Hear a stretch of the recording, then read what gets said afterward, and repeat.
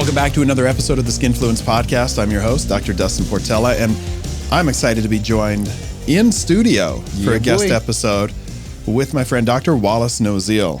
What's going on, everybody? Thanks so much for having me, Dr. Excited Portella. to get you to Idaho. Yes, sir. Because you're coming from Florida. Yes.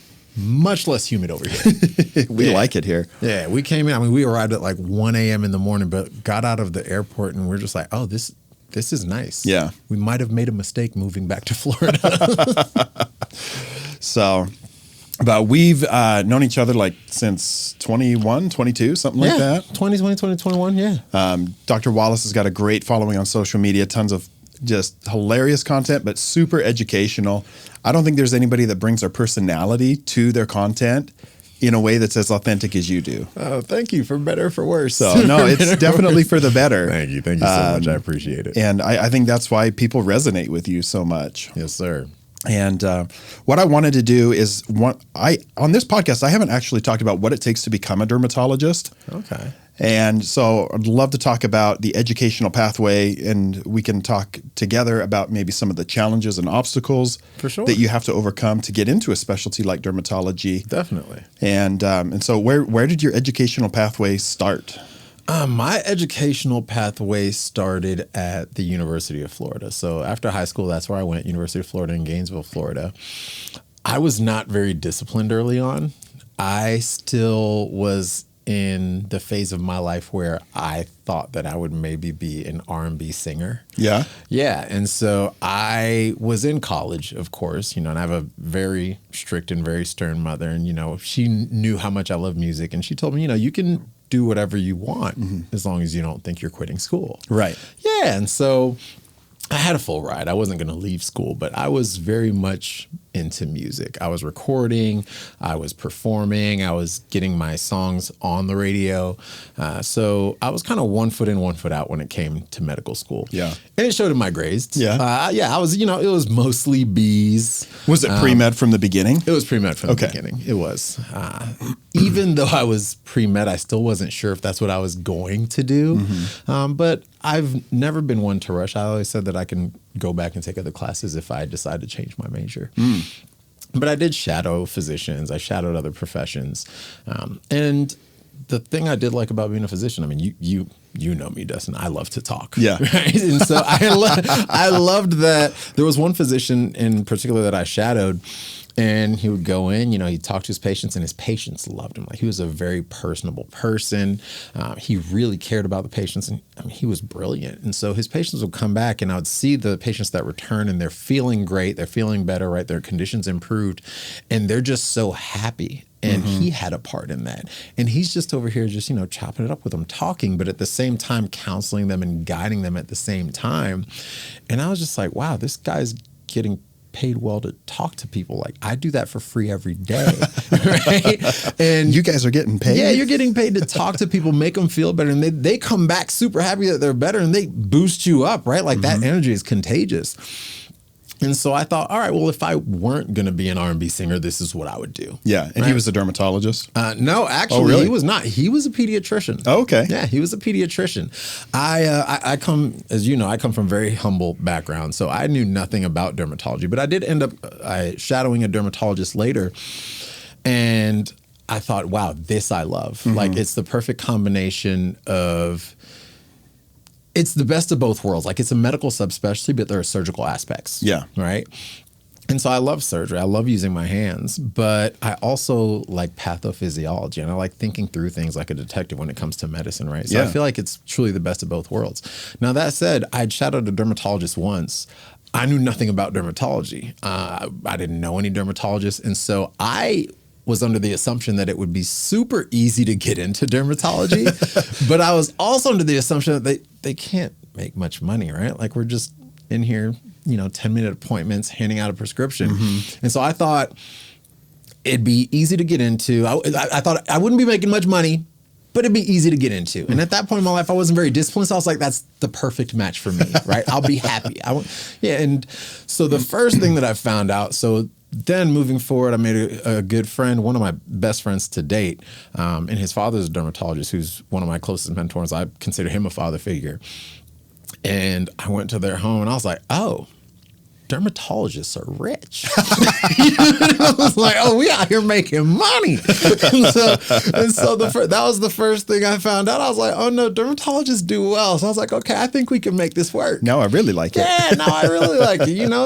And at this point, my first summer after college, I went and toured. I thought I could become a famous singer in the summer because that's how naive I was, right? I was like, oh, if you have talent, all you got to do is put yourself out there. Sure. It takes a little more than that.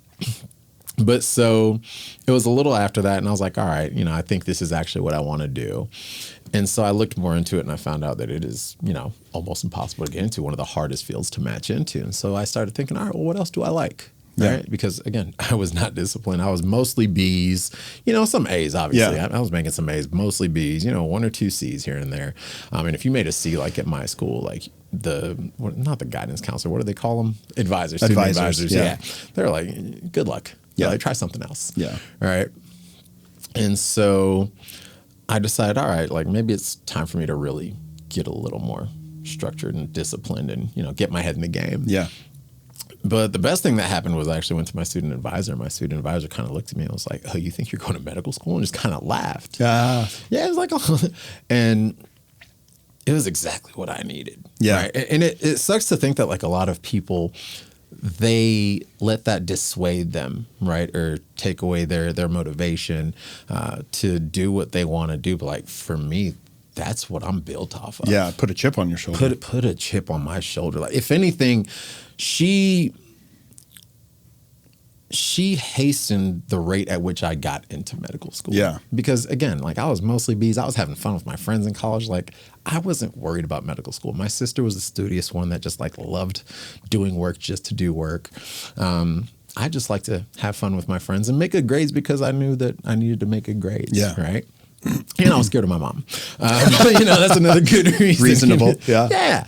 But when she put that chip on my shoulder, that was all I needed. Like now I started, like I remember in Orgo 1, I made like a C+, Orgo 2, I made a B. And then like in biochemistry, I had one of the highest grades in the class. Yeah. And that was after our conversation, my conversation with the advisor. Yeah, she turned it on. I was just like, thank you. This is exactly what I needed. Yeah. And I started taking like every like higher level course, started making all A's.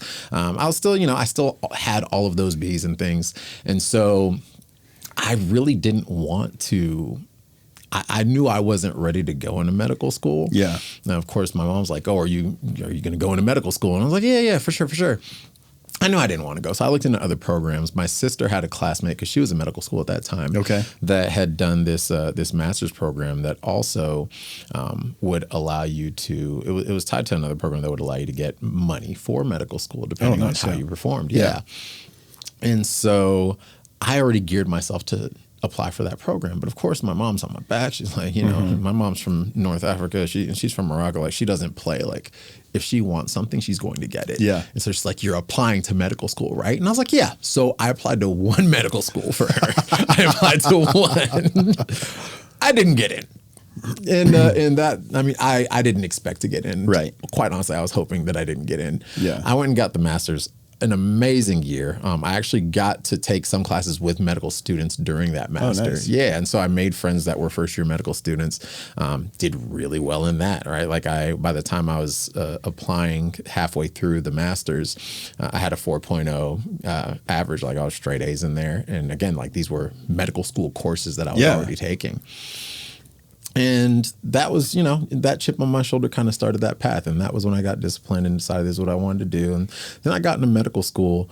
And again, I was thinking, well, what else do I want to do? Because derm is really hard. Yeah. Right. And so I thought, okay, I'm like, maybe I want to do pediatrics. And then I found out that I don't think I can deal with the parents. The parents. That can be the challenge. Yeah. Oh, it's the biggest challenge. Yeah. And it can go both ways, right? Like some parents are overbearing and they want to, be very involved. Yeah, very involved. They kind of want to manage their kid for you. Yeah.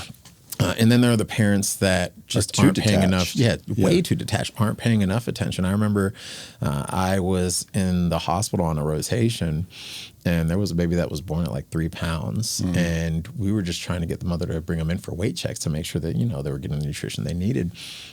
And the parent was just like, oh, we're not able to do that. We don't have a ride. And so as a medical student, I spent hours getting them a ride, right? Like I was talking to social work and, I was running around calling all different types of venues, or not venues, but services, like services and vans and companies, and got one for her. And I was super excited, right? I was like, oh, thank God. Like I got this for her. And I call and I say, hey, like I got this for you. All you have to do is just be home, ready to come.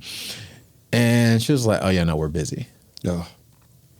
And it took everything in me. I was like, your child was born like 3 pounds. Yeah. And now I just want to say some not very nice things to you, but I can't, right? Because I'm a medical student and that would reflect poorly. So I was like, okay, peds is not it. I ultimately fell onto interventional radiology. Nice. I love it. Procedure based. I think it's a sexy field. Yeah. Found out it was impossible to get into, right? And so I was like, all right, like everything I like is hard. Like, let me just choose the one I actually wanted. And I realized, even though I had that chip on my shoulder, I was still being a little lazy, right? Like I didn't want to put in all of the work and give all the sacrifices, which mostly is just saying no to my friends, right? Like whenever they're saying, hey, we're going on a cruise, or hey, we're doing this trip, or hey, we're hanging out. And I had to learn, like, it's okay to say no for a little while to get what I want for the rest of my life. Right. And so that was what I did. And luckily, when it was time to take step one, and this was before step one was pass fail, you lucky mothers. I feel like they're less lucky now. You think so? Because I'm coming from the criteria. Yeah. And coming from it as a DO, knowing I was going to apply to MD programs as well. Touche. I looked at it as my opportunity to stand out because I had a chip on my shoulder. Yeah. And so I thought, like, I know if I crush step one and I can prove that, and it did. It got me interviews. It got me in front of people where otherwise I was like, I don't know if I would have got that opportunity. So touche. I talk to a lot of DO students now, and I was like, I don't know what to tell you because, like, I relied on step one as like the thing that made me stand out. Yeah. So. See, for me, it was harder because for standardized tests, for tests, I always did really well. Yeah. For standardized tests, I always had a little more of a problem, but I think, again, it was just the discipline in studying the way I needed to. Yeah. Luckily, though, I was actually going to medical school where we lived. So we had lived in Gainesville, Florida by that point. And so I was at home, and my mom came, and she was just like, listen, like, you don't have to do laundry. You don't have to worry about cooking. You don't have to do a thing. All you need to do is study. Yeah. And that's literally what I did. Like I wouldn't, but I could literally just like throw my dirty clothes on the floor anywhere in the house and they would just disappear and come back clean. Like there was like always magic. Food ready. Right. Yeah. But like I would wake up at 5 a.m. and I'd start studying at 5:30 and I would literally study for 50 minutes and then take a 10-minute break. 50 minutes, 10-minute break, 50 minutes, 10-minute break. I'd take a half hour for lunch and then I'd go right back to 50 minutes, 10-minute break until like 7 to 8 p.m. at night. Yeah. And so I would put in like 12 hours, sometimes 14 hours in studying. And I did that for like 3 to 4 weeks. I did it so long, I became socially awkward. Yeah. And you know me, like I'm great with people, man. Right. Yeah. Right. Like as good as there is. It's my one redeeming quality for all the nonsense that I put out there. But I remember like I promised a friend, because I didn't do anything else for that 3 to 4 weeks, but I promised a friend I'd go to her birthday, and I went to her birthday and she was having to apologize to the other guest. She was like, I'm sorry, he's usually so good with people. She's like, I don't know what's wrong with him or why he's... And I was sitting there like, yeah, I'm sorry. Like, I usually know what to do. Yeah. I don't know why this is happening. But yeah, like I just, gave up life for a little while there. I had a friend who, and it was my best friend, and he was getting married, and I had to tell him because he decided to get married right around step one. Yeah. Yeah, and I'm like, okay, I can come to the wedding or I can come to the bachelor party, right? And it was 3 of us, we're all best friends. And so we were both his best men. And so that's why I could opt out of one. And I told him, we either have to change the wedding or I have to miss out on one. And he was like, all right, be at the wedding. And I was like, God dang it. And I was like, really? Really? Like, I wanted to come to the bachelor party. You wanted to go to the party. I wanted to come to the party. Yeah. But yeah, so like those were the things those were the decisions I ultimately had to make. I think we all have to realize at some point, it isn't that we can't do something. We just don't want it bad enough. We make the choices as to what we want, right? For most of us, I really do truly believe that most of us can do anything we want to do as long as it's what we actually want. And sometimes I think we lie to ourselves and tell ourselves like, oh no, this is what I want. But it's like, no, it's not. Yeah. You want it if it's just given to you, but that's not wanting it bad enough. Yeah. Not at all. Not at all. Yeah, I'm curious what your perception is, because I've told people the same thing. Like, I mean, if you want to go to med school, like, you can do it. Anybody can do it. Yeah. What was your perception of the difficulty of medical school versus undergrad? I'll tell you, my perspective is I don't think medical school is more difficult. It's just the volume. 100%. So in undergrad, I might take, 14 to 16 credits, maybe 18 on a real busy semester.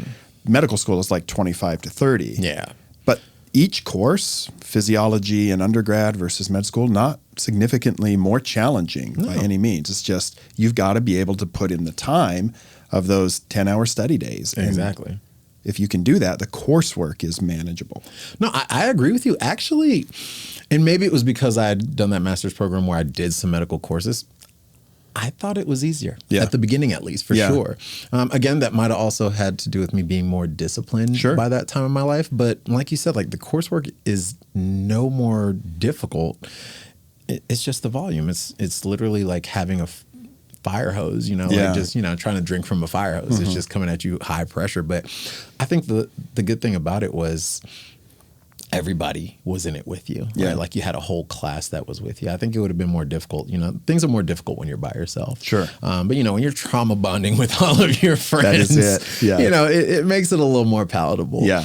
But yeah, I don't think it was super difficult. Step one, I thought was weird just because I thought, and if anything, I thought college was a little harder because there were so many weed out courses, right? Yeah. And there were so many professors that also had a chip on their shoulder. Oh, but absolutely. Their chip was pretty much persuading them to just try to flunk students. Like, how many students can I get not to pass this class? Yeah.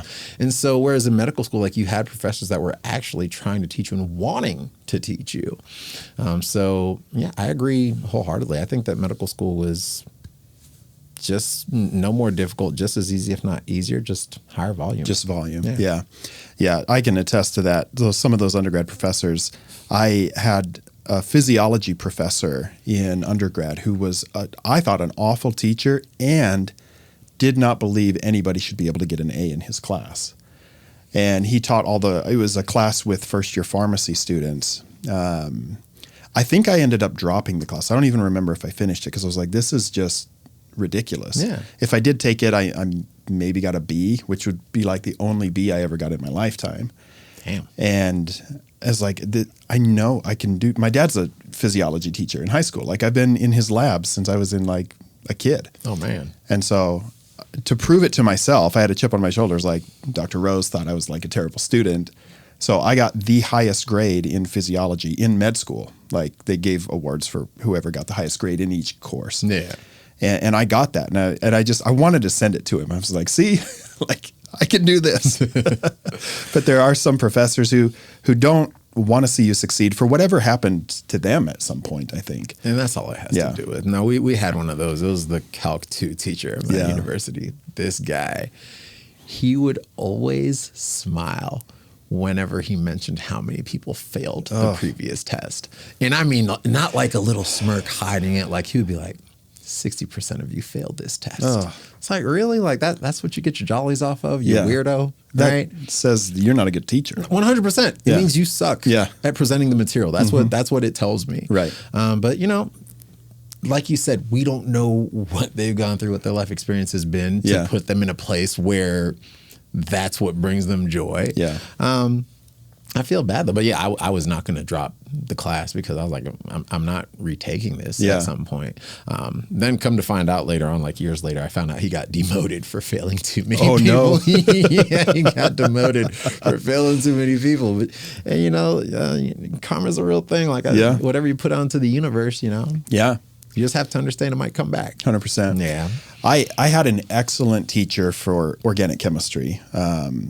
My second semester of organic chemistry. He was a department chair, and he loved what he did. And he knew every med student had to go through his course. And I did well in the first part of OChem, but I didn't really understand it that well. And he taught in such a way with such passion that you wanted to learn it. He made it accessible to learn. and I ended up getting an A in his course. But the thing that I really appreciated about him is he would individually pull every pre-med student into his office. And he would say, please don't go into medicine.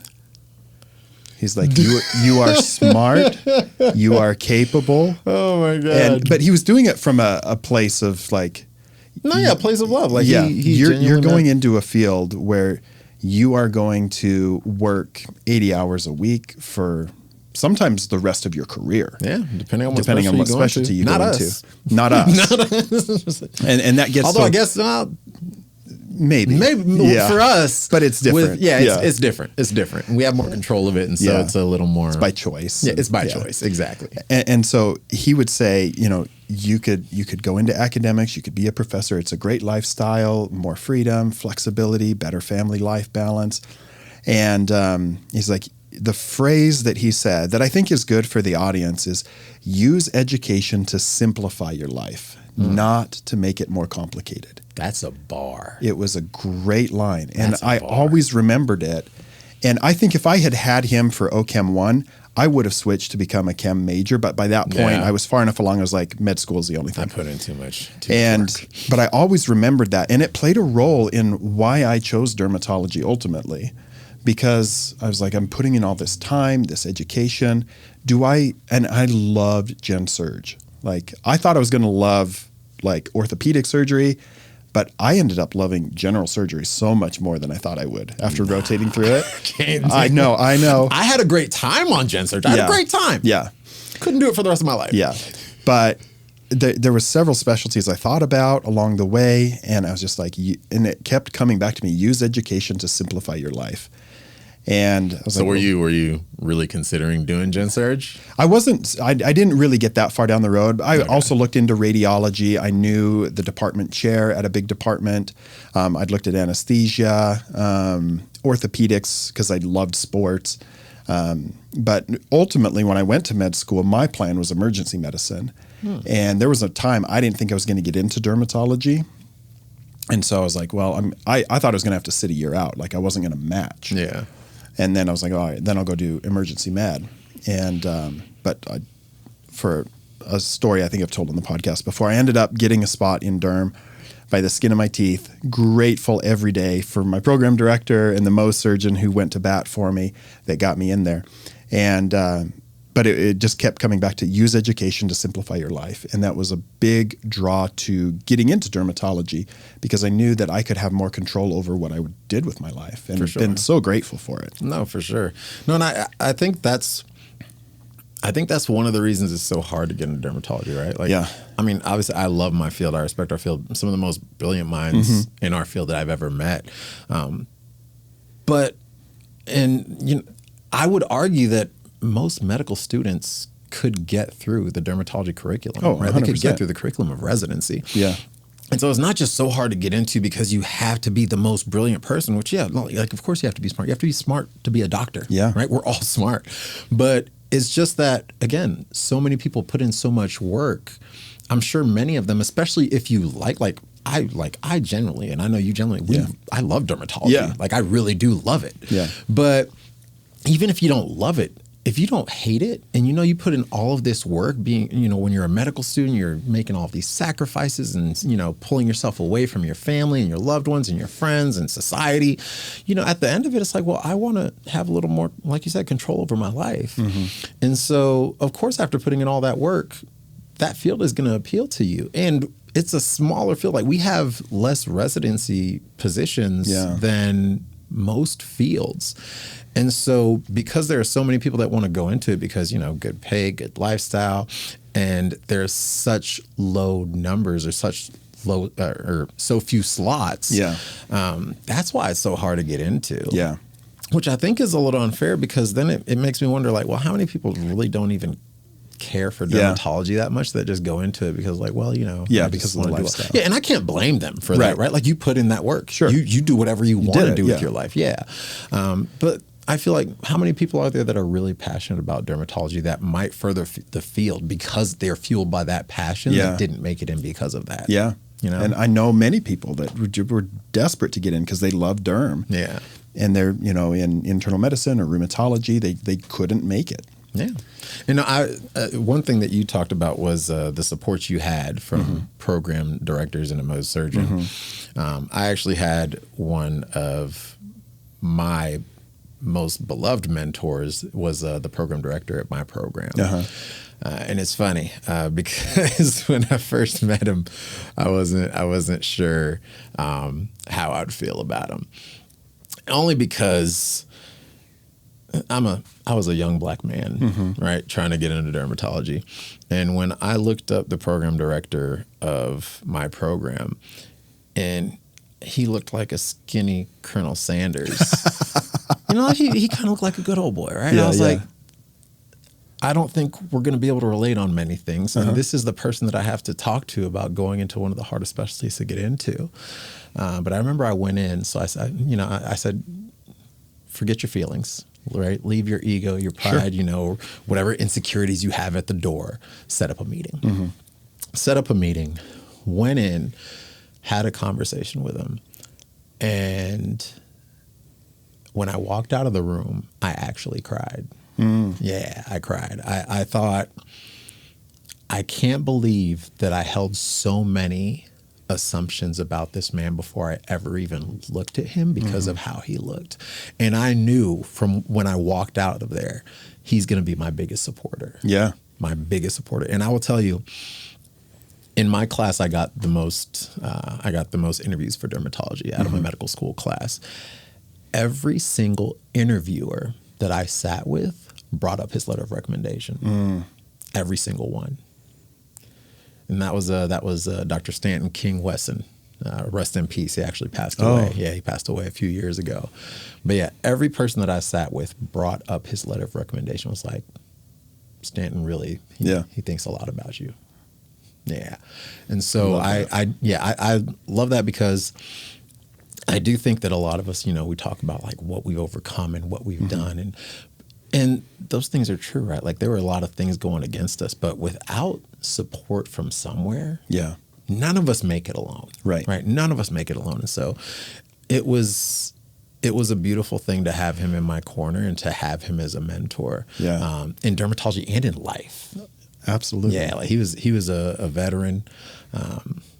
He was a Vietnam vet, very wise soul. All of his patients loved him. I mean, any and every walk of life, no matter what race, ethnicity, background, cultural background, like even if you're not from here, English is your third language, like he's going to make you feel seen and he's going to communicate with you in a way that you understand, like this man has nothing but respect for me. Yeah. Yeah. But he was also a very funny man that could rub people the wrong way sometimes because he would say what he thought. Like I remember I told him, I was like, I want to do Mohs surgery. And man, he would get some of the Mohs surgeons at our program so pissed because he would say, I could teach a monkey to do that. Every time. And I feel like, you can't say that. He's like, I can teach a monkey to do it. All you need are hands. I was like, you are a wild man. Oh, that's funny. So I couldn't follow him that far on the thread of logic. But I mean, at the same time, like he would say other things and it's like, no, like, I understand what he's saying. And he was so humble. He had so much humility. He always said, and I picked this up from him, one of the quotes that he would always say to me, which is the reason, and it's a way that I always felt, I just never knew how to put it into words, right? And so I say it now every time like medical students are shadowing me or like, residents or whoever. He would always look at us and he would say, if we brought up someone else in the field of dermatology or if we brought up how amazing he was, which he was just like, there's nothing special about me. I just read a lot or, these are the things I'm interested in. But he would say the only difference between you and that person is time. One of the most powerful quotes I ever thought, because, a lot of us, we get egos, right? We put ourselves ahead of each other and we think it's all competition. And, you're thinking like, oh my goodness, look at this person that's up here. And it's like, the only difference between you and them is time, if that's what you want. Right. If that's what you want. Yeah. Yeah. Well said. And a big lesson that I think more people could take in our world today is just those preconceived notions about what you think of somebody before you've met them, before you've had a conversation with them. 100%. And I've noticed that time and time again is, you think you would have differences between somebody but most of us are not that different. No. We want a lot of the same things. And even if there's things that you'd like would disagree on, you can be so much in common with somebody. And we need more of that in the world today. 100%. But I think we also need to understand, I think the biggest lesson I took from him is how you communicate with others too. Yeah. Right. And so you have to communicate in a way that will lead others to be comfortable enough to open up to you. Yeah. Like he was, again, he was a Caucasian male that is, very country, very Southern, I guess I should say. But he was actually the only person that I could open up to about how I felt being a black man in the field. Yeah. Right. And he was always very, very objective, very kind, understanding. But he would tell me, he sat me down, he told me, he's like, you're not imagining it. He's like, yeah, it's real. Yeah. But then at the end of it, he said, we all have our struggles. Yeah. That's what he said. He said, you're not imagining it. It's real. Are you going to let it take you down, or are you going to fight through it? Right. Because we all have our struggles that we're facing. This one's yours, and I can't understand it because I don't have your perspective. He said, but you can be one of the people that lets it break you down, or you can be one of the people that lets it put a chip on your shoulder and you just bulldoze right through it. Yeah. And you've proven that you're that kind of person. Yeah, man. And that was a talk that definitely changed my mindset, my perspective on how to get through things. Yeah. Yeah. Yeah. And that's something I'm big on, is just understanding how to get through adversity. A lot of that was taught to me through sports, distance running in particular, just doing hard things, and that can carry you through a lot when you just mentally learn what you can push yourself to do. For sure. So I think that's just a great way to learn about what it takes to get into dermatology, because it gets into, there's checklists. Anybody can send an email and be like, hey, I want to be a dermatologist. And it's like, well, you got to get an undergrad degree. You got to go to med school. But understanding some of the emotional struggle of it is so real. Oh, for sure. That, but again, so worth it to go through, not because of what dermatology is as a specialty and a lifestyle, but when you're with anything that you're passionate about doing, putting in the work to get there is the reward. 100%. What you learn about yourself along the way. So as we look at where dermatology is at now, I'm curious to see what you would say. What are you excited about in the field of dermatology, like scientific developments? What's coming down the pipeline that still energizes you about the future of dermatology? I really, really like that we're looking more into, number one, longevity, right? Because like you, I'm a physiology nerd. I'm a pathophysiology nerd. Yeah. So I like the fact that longevity is bringing epigenetics more into the forefront, and how that's going to kind of fuel the skincare side of dermatology. Sure. But then I'm also really excited about some of the new tests that are coming out, right? Like now Castle has a Castle test for atopic dermatitis, right? Yeah. And it lets you know, are you going to be more likely to respond to this type of drug versus this type of drug? And I really think that that's pushing us more towards what we're ultimately going to get to, which is individualized medicine, right? I'm waiting for technology to catch up to the point where we can literally take somebody's genetic code and say, all right, this is going to be the best therapy for you. This is going to be the best therapy for you, as opposed to just having these large randomized clinical trials, which let you know, all right, this is very, very effective, but we don't know why it's effective in that patient, right? So there's still going to be that, 10 to 20 to 30% that don't respond. That are non-responders. And so we're just kind of guessing, right? Yeah. We have great options, but we're still guessing with great options. Yeah, there's still trial and error that goes on. Exactly. And, that's why it's called practicing medicine. But I'm looking forward more to individualized, personalized medicine. Yeah, I am excited about that as well, as we get into some of these tests where it's just it's going to be just a tape biopsy. Just pop it on, send it off. And then I will get to the point where it's not just pick this of the available drugs, but we just made the drug that they need just for that patient. Oh, that would be awesome. I think they'll be able to do that and say, all right, this is the platforms that we have. We're going to tweak it here, and this is going to make it more effective in that particular patient. Yeah. But I also then wonder, do we just become technicians who don't have to think at that point? And maybe that ultimately is better, and that's my ego getting in the way. You know what I mean? Like I'm needed, I'm necessary in this equation. But what if we're not? You know, what if it just becomes AI and a technician just needs to put that tape on there, and then everything happens? And maybe that's better for people in the long run. Yeah. But there's where does also, that leave us? Where does that leave us? Yeah, and it does make me wonder about there's so much humanity in medicine that is also healing. For sure. That you would miss out on if it were just AI, if it were just technicians that don't have that conversation with you, that don't relate to you, that don't learn about your family. Yeah. And that is the most rewarding part of medicine to me, and I'm sure to you, because you love talking to people. And so I'm just curious where medicine heads. And those are just thoughts that I have in my head about as we get more advanced, do we lose some of the humanity? Well, I think that even as we get more advanced, right, we're still going to have physicians who understand the technology and the results, and then who know how to communicate the results in a way that patients are actually able to digest it. Yeah. Right. So I think we'll still have a role there for sure. But I think just like with all drastic changes or shifts, right, like whenever we have shifts in technology or in fields, we're going to have to adapt in ways that we can't anticipate yet. Yeah. So I think we're going to have a role. I just don't think it's possible for us to understand that role until we get there. Yeah. And we'll keep adapting. Yes, sir. So when it comes to that communication aspect, this is one thing I want to get to before we wrap up is you are a very effective communicator of complex topics. And you do that on social media. Thank you. And I got to see that in a more professional setting. Not that social media can't be professional, but Dr. Wallace was coming in to help educate me about a particular therapeutic that we use in the clinic for things like psoriasis, eczema, and seborrheic dermatitis. And I got to see the kind of B2B communication, if you will, not B2C, and how effective you are at communicating some of these topics in ways that your audience will understand, whether that audience is another physician or a consumer on social media. Is this something that you've always had a knack for? Did you have to refine it?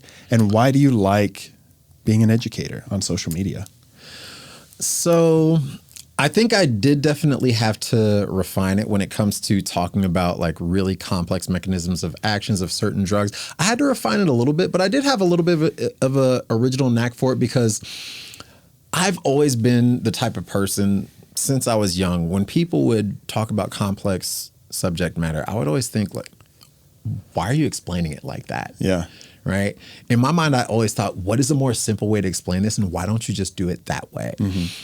And so I think I've always had an original or an innate knack to take complex subject matter and then put it in layman terms. Mm-hmm. But I still had to refine the process because I'm not very organized, and neither is my mind. And so like I'll put it out really nicely, but in a very disorganized order. Okay. So I did have to refine it a little bit, but I also love teaching and speaking about like pharmaceutical drugs because I love social media. Absolutely love it.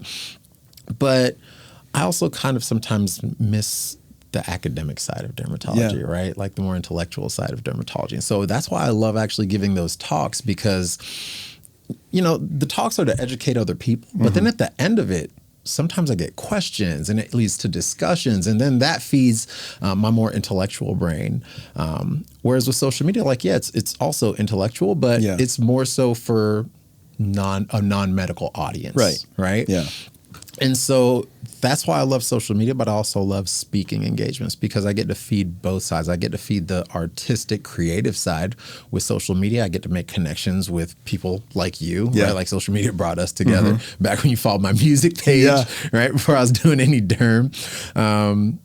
But then I also miss that side where I'm just having like a more intellectual conversation about pathophysiology, where the field of medicine is going, kind of like what we're talking about now. Yeah. And so that's why I love both sides. And yes, I have somewhat of an original knack for it that I had to refine. Yeah. A little bit. I like it. And then why do I love teaching on social media? I love people, right? And I truly do love helping people. And I think that's why your professor was, kind of trying to get some of you guys out of the field of medicine. You go into medicine with a very naive mindset, like, oh, I just want to help people. And like, it's like people go into interviews saying, I just want to help people. And they're like, oh, that's so cliche, but we really do just want to help people. But then you get into the healthcare system and you realize the healthcare system's not going to make it easy for you to help people. No. Right? If anything, sometimes it feels like it's running counter to all of your best efforts. Right. What I love about social media is it's allowed us to grant access to people that otherwise wouldn't have access to the information. And healthcare disparities has always been a huge, huge passion project and passion of mine. And so that's why I love social media. Yeah. Yeah. And also, like I said, it's brought me to really genuine and amazing people like yourself and some of our other colleagues who have pushed me to do things that I otherwise would have never even thought possible on my own. Yeah, and you're very effective at it, very good at it, and it's been fun to be a cheerleader on the sidelines for you and to see all the things you're doing. You, so thank you so much. And then, so for anybody not following Dr. Nozile, we'll have all of his socials in the podcast show notes. Worth a follow, even if it's just for Music Mondays, because this man is still going to be a famous R&B performer. That's right. Like, I'm going to make my way in somehow. So we always wrap up an episode with a product of the week where I'm giving a recommendation, but I want to turn it over to you to share any product recommendation you would like with the audience, and then we'll put a link to it in the podcast show notes. Ooh, any recent favorites you've been using that you would want to recommend? All right. I have all of my tried and trues, and if you follow me, you know what those are. Aven has a new foaming cleanser. Oh, I haven't tried that. You haven't? The Aven Tolerance Foaming Cleanser. I might be saying the name wrong. It's new, all right? Forgive me. But it's definitely the Tolerance Foaming something. Yeah. But it's a cleanser. It is nice. Okay. It is nice. And it's the first, not the first, but it's one of the few foaming cleansers that I can give to my dry, sensitive patients. Okay. And Sanwana, she has dry, sensitive skin. Yeah.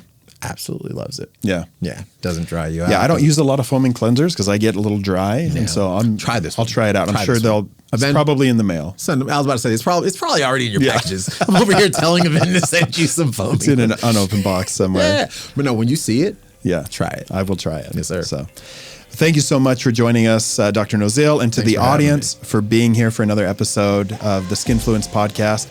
Leave us a 5-star review wherever you listen to podcasts. It helps the show out a lot. Give us a follow at Skinfluence_pod on Instagram, and we'll see you next time.